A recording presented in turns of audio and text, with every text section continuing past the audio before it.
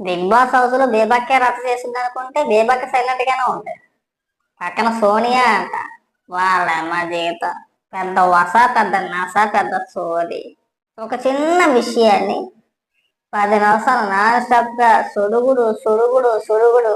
వంట విషయంలో బేబక్క ఏదో చేసిందని చెప్పేసి అని మొదలెట్టిందండి వాదన.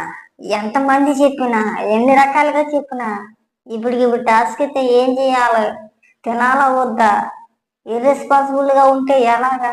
అరే, ఒకసారి అంటే ఓకే, 2 సార్లు అంటే ఓకే, అంటే కావాలని చెప్పేసి నేను రెచ్చగొట్టే ప్రయత్నం అన్నమాట. మనం ఎంత మాట్లాడినా బేబక్ రెచ్చిపోద్ది కదా. గొడవ వేసుకున్నాము అంటే స్టార్టింగ్ నుంచి కొద్దిగా హైప్ తెచ్చుకుంటే ఎక్కువ వారాలు ఉండొచ్చనే ప్లానింగ్ అనుకుంటా. మా బేబక్ సంగతి నీకు తెలదు. 2 వారాల్లో బయటికి పంపిస్తాను తలుచుకుంటే.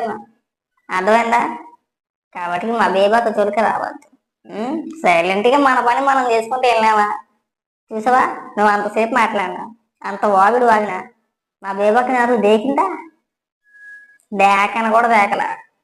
సో ఆవిడకని తెలుసు, ఈయనకి వెళ్తా ఉంటే కుక్కలు ఎన్నో మురుగుతూ ఉంటాయి.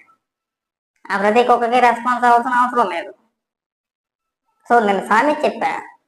సో ఆవిడ ఆ సామెతను దృష్టిలో పెట్టుకొని ఫోన్లే చిన్నపిల్ల అలాగే మాట్లాడుతుంది, మాట్లాడినంత మాత్రం మనకేమైపోదు.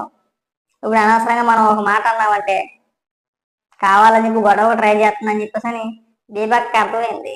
ఈ సోని అనే అమ్మాయి పాప కావాలని చెప్పేసి గిల్లిదామని చూస్తుంది, గొడవ పెట్టుకోవడానికి చూస్తుంది. అది మంచి పద్ధతి కాదు, ముందే చెప్తాను.